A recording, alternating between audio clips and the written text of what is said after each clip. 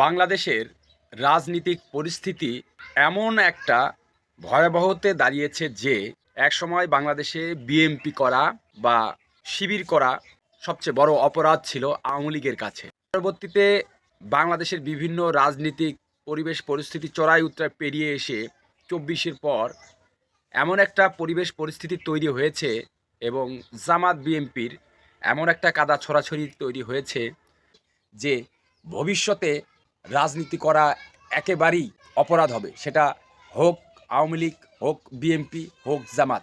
কারণ একটা মিথ্যাচার বা মানুষের পিছে লাগার একটা সীমা রেখা রয়েছে। যখন আপনি সীমা রেখা অতিক্রম করবেন তখন কিন্তু সবাই সেটাকে মেনে নেবে না। সুতরাং রাজনীতি করুন রাজনীতির মতো, একটা সীমাবদ্ধতা বজায় রেখে। আমার যত বড় মুখ নয় তত বড় কথাটা বলা আসলে উচিত নয়, সেটা যে কারো বিরুদ্ধেই হোক। অর্থাৎ কাউকে যদি আমি সমালোচনা করি তার সমপরিমাণ যোগ্যতা আমাকে থাকতে হবে, এবং সমালোচনা করলাম সেটা সঠিক এবং তথ্যভিত্তিক সমালোচনা করতে হবে। মিথ্যাচার, বানোয়াট এইসব সমালোচনা করলে ব্যক্তি কখনোই শান্ত থাকতে পারে না বা নীরব থাকতে পারে না। সুতরাং রাজনৈতিক প্রতিহিংসা এমন একটা পর্যায়ে চলে গেছে যে আওয়ামী লীগ নিষিদ্ধ হয়েছে তো হয়েছেই, ভবিষ্যতে যে কোনো দল করার অপরাধেই আপনাকে গ্রেপ্তার হতে হবে, যে কোনো দল করার অপরাধেই আপনাকে আইনি হয়রানিতে পড়তে হবে, আপনাকে শাস্তির মুখোমুখি হতে হবে। সুতরাং নিজেদের দলের কাজ করুন, অন্যের দল নিয়ে মাথা ব্যথা না করে নিজেকে যেভাবে কাজ করা দরকার সেভাবে কাজ করুন। মিথ্যাচার, বানোয়াট তথ্য কখনোই কারো বিরুদ্ধে ছড়াবেন না।